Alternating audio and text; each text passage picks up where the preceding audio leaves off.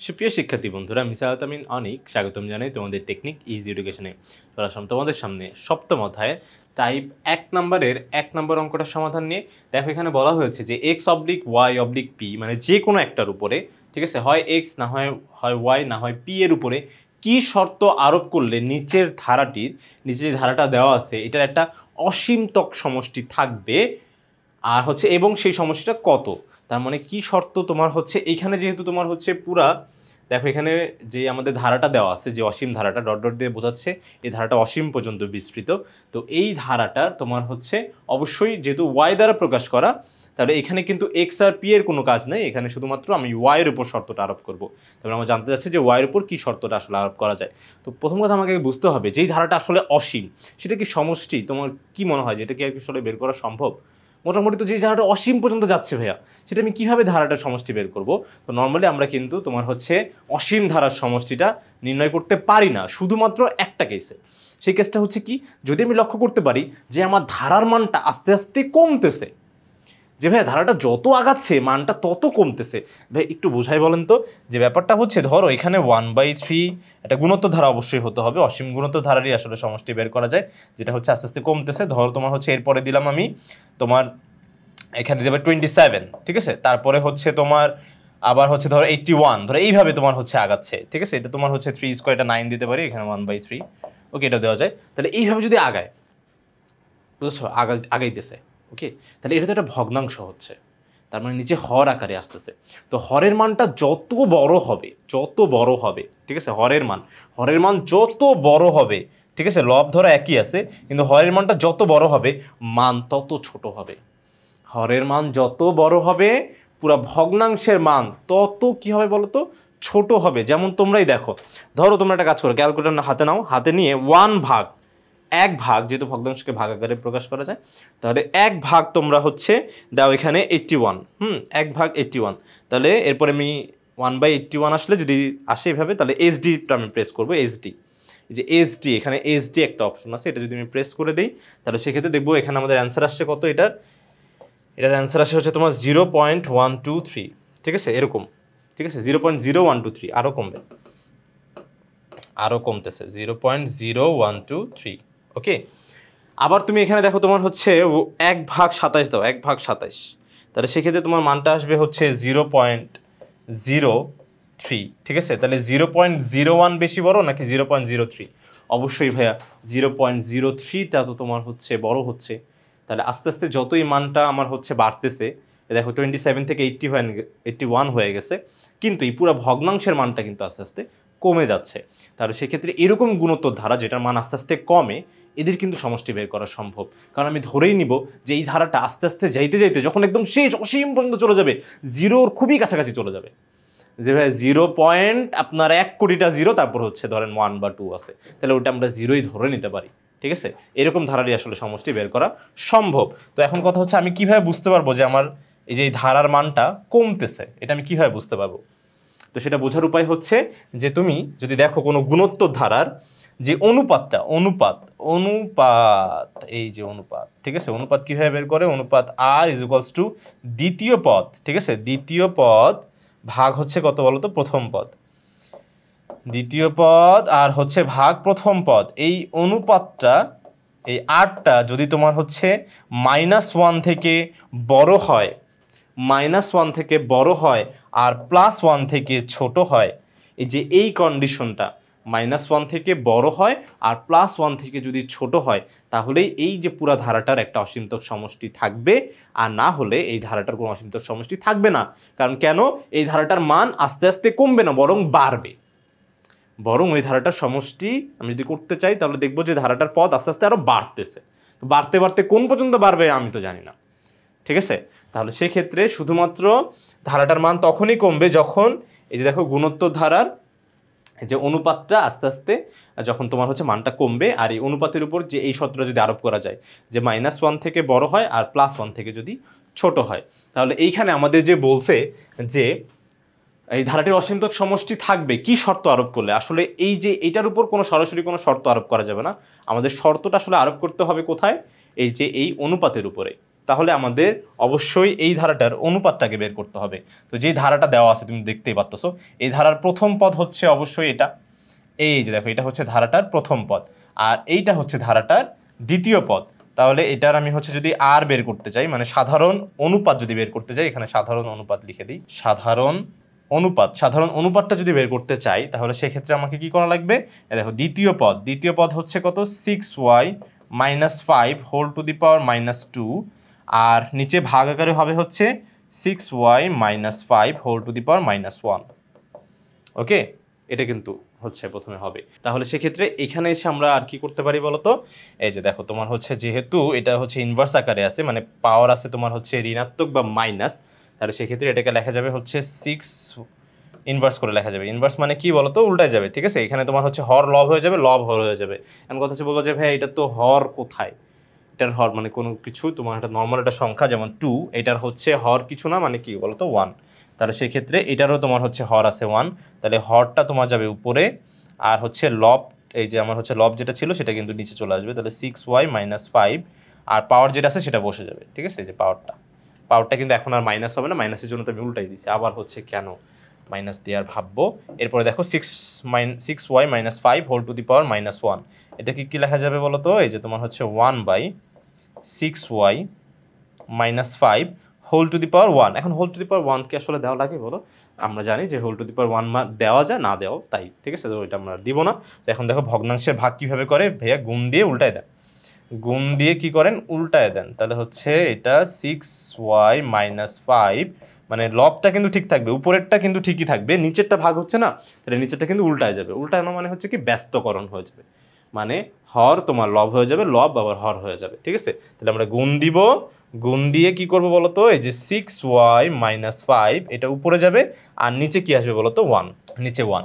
তো এটা যদি আমি কাটাকাটি করি তাহলে এখানে তোমার হচ্ছে একটা 6y - 5, এখানে আছে হচ্ছে তোমার দুইটা 6y - 5, তাহলে থাকবে কি আর একটা থাকবে। এই যে এখানকার একটা, দুইটা কাটাকাটি করলে একটা থাকবে, সে একটা কোথায় থাকবে, নিচে থাকবে অবশ্যই, কারণ হচ্ছে উপরে কিন্তু কম ছিল, নিচে হচ্ছে দুইটা, তো সেই জন্য নিচে কিন্তু বেশি। তাহলে তোমার কাটাকাটি করলে যে একটা থাকবে সে একটা অবশ্যই নিচে থাকবে, কেউ কিন্তু ভুলো এই যে উপরে দেখে দিও না, নিচে থাকবে। আর উপরে থাকবে কি বলতো, 1। তাহলে সেক্ষেত্রে এটা হচ্ছে তোমার অ্যান্সার কত হলো, 1 বাই, মানে উপরে তো তোমার হচ্ছে লব আকারে 1 থাকবে, আর নিচে থাকবে কি বলতো, 6y - 5। তাহলে আমরা দেখলাম যে আমাদের কিন্তু সাধারণ অনুপাতটা চলে আসলো। তো এটা হচ্ছে আমাদের সাধারণ অনুপাত। তাহলে সেক্ষেত্রে আমরা জানি যে শর্ত যদি আরোপ করতেই হয় তাহলে আমাদের সাধারণ অনুপাতের উপর হচ্ছে শর্তটা কিন্তু আরোপ করতে হবে। তাহলে সাধারণ অনুপাতের উপর যদি শর্ত আরোপ করি তাহলে ব্যাপারটা দাঁড়াবে হচ্ছে, যেমন আমরা হচ্ছে এখান থেকে একটু এটা সাইডে রাখবো।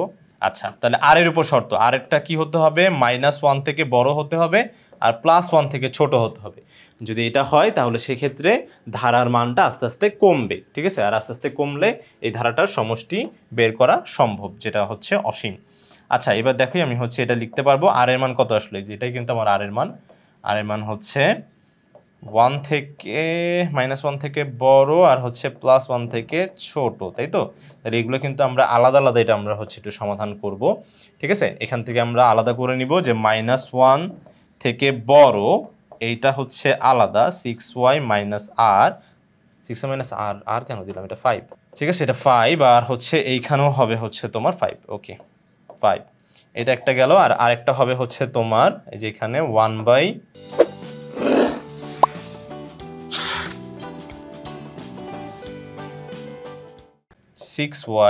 - 5, আর হচ্ছে এটা ছোট হবে 1 থেকে, ঠিক আছে। এই দুইটাই কিন্তু দুইটা শর্ত, হয় -1 থেকে বড় হতে হবে, অথবা হচ্ছে এই যে +1 থেকে ছোট হতে হবে, ঠিক আছে। তাহলে এটা আমরা হচ্ছে একটু আলাদা আলাদা করে সমাধান করব। তো দেখো প্রথমে হচ্ছে আমরা এইটা একটু সমাধান করি, যে -1 থেকে বড়। এটা যদি আমাদের, এটা হচ্ছে অসমতার সমাধান, অসমতা মানে সমান না, ঠিক আছে, বড় বা ছোট। তো অসমতার সমাধান করতে গেলে যখন আমরা দেখো এখানে কিন্তু আমি শর্তটা আরোপ করব y এর উপরে, 1/6y - 5 এর উপরে না। তাহলে আস্তে আস্তে আমাকে y এর মানটা বের করতে হবে। এখন y এর মানটা আমি কীভাবে বের করব, দেখো যদি আমরা এটাকে ব্যস্তকরণ করে দিই, ব্যস্তকরণ মানে হচ্ছে লব হর হয়ে গেল, হর লব হয়ে গেল। তো -1 এর লব আর হর যদি তোমার হচ্ছে উল্টাও, তো -1 এর নিচে তো 1ই আছে, তাহলে সেক্ষেত্রে এটা কিন্তু কোনো পরিবর্তন হয় না। কিন্তু এটাকে যদি তোমার হচ্ছে ব্যস্তকরণ করো তাহলে 6y - 5 উপরে যাবে, আর নিচে আসবে কি বলো তো 1। তো ভগ্নাংশের নিচে হর আমরা আসলে মানে হর যদি 1 হয় তাহলে সেটা আমরা হচ্ছে আসলে দেই না, কারণ ওটা মানে যে 6y - 5 যা ওই নিচে হর 1 থাকা মানে একই কথা, ঠিক আছে। কিন্তু একটা কথা মনে রাখা লাগবে, এই যে অসমতার সমাধান করার একটা ছোট্ট নিয়ম আমাদের মনে রাখা লাগবে, সেটা হচ্ছে কি, যখন আমরা এরকম ব্যস্তকরণ করব, ব্যস্তকরণ, ঠিক আছে, এটা অনেকটা কিন্তু সমান সমানের চাচাতো ভাইয়ের মতন, সমান সমানেও তোমার হচ্ছে যা যা করা যায় এখানেও কিন্তু মোটামুটি একই জিনিস করা যায়। কিন্তু কিন্তু যখন আমরা এই যে ব্যস্তকরণ করে দিই, সমান সমানের দুই পাশে জাস্ট ব্যস্তকরণ করলেই হয়ে যায়, কিন্তু এইখানে যখন আমরা এই ব্যস্তকরণটা করব তখন কিন্তু অবশ্যই এই যে দেখো তোমার এই অসমতা চিহ্নটা পরিবর্তন হয়ে যাবে। কিভাবে পরিবর্তন হবে, এটা তোমার হচ্ছে লেস দেন আছে, এটা গ্রেটার দেন হয়ে যাবে, ঠিক আছে। যখনই আমরা ব্যস্তকরণ করব চিহ্নটা কি করে দিব বলো তো, পরিবর্তন করে দিব। আরও একটা জিনিস হলে তোমার চিহ্নটা পরিবর্তন হয়, সেটা হচ্ছে কোনো মাইনাস সংখ্যা দ্বারা গুণ বা ভাগ করলে। তো ওইটা আমাদের এখানে দরকার নাই, এখানে আমাদের প্রত্যেকবার দরকার হবে কোন বিষয়টা, যে ব্যস্তকরণের বিষয়টা। ব্যস্তকরণ করলেই তোমার কিন্তু অসমতার চিহ্নটা পরিবর্তন হয়ে যাবে। এরপর দেখো আমি -5টাকে কিন্তু চাচ্ছি না, তাহলে আমি একটা কাজ করি, দুই পাশে আমি হচ্ছে +5 নিয়ে আসি, যে সমান সমানও তো এটা করা যেত, তাহলে এখানেও কিন্তু সেটাই করা যায়, সমান সমানের চাচাতো ভাই যে, তাহলে এখানেও আমরা হচ্ছে দুই পাশে +5 নিয়ে আসলাম, তাহলে হচ্ছে এখানে আসলে আমার হচ্ছে -4 আর এখানে হচ্ছে 6y, ঠিক আছে, এটা বাদ হয়ে যাচ্ছে।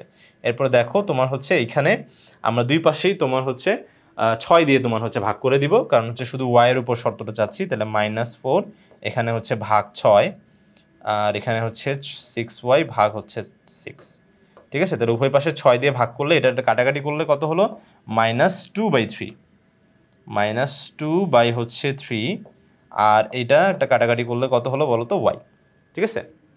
তাহলে কিন্তু এই যে দেখো ওয়াইয়ের উপর কিন্তু একটা শর্ত চলে আসলো, যে ওয়াইয়ের মানটা অবশ্যই -2/3 থেকে ছোট হতে হবে। তাহলে এই গেল একটা শর্ত, আর আরেকটা শর্ত আমি হচ্ছে এই যে এখান থেকে পাবো, এই যে এখান থেকে পাবো। এখানেও আমার হচ্ছে 6y - 5টাকে তাহলে উপরে আনতে হবে, কিভাবে আনবো, ব্যস্তকরণ করে।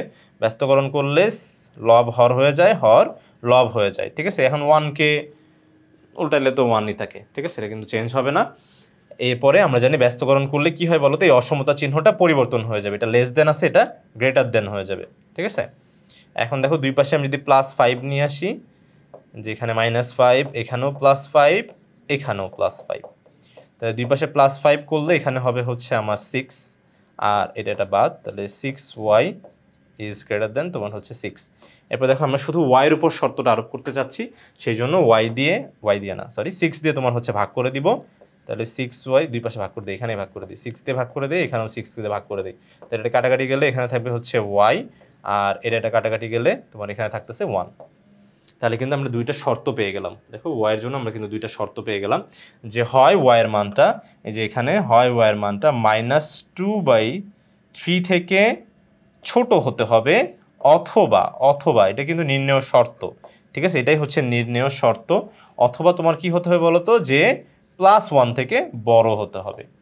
যদি এটা হয় ওয়াইয়ের মান যদি আমি এইভাবে বসাইতে পারি, ঠিক আছে, তাহলে আমি এখানে আমাদের যে উদ্দীপকে যে ধারাটা দেওয়া আছে, ঠিক আছে, এই ধারার মানটা আস্তে আস্তে কমবে।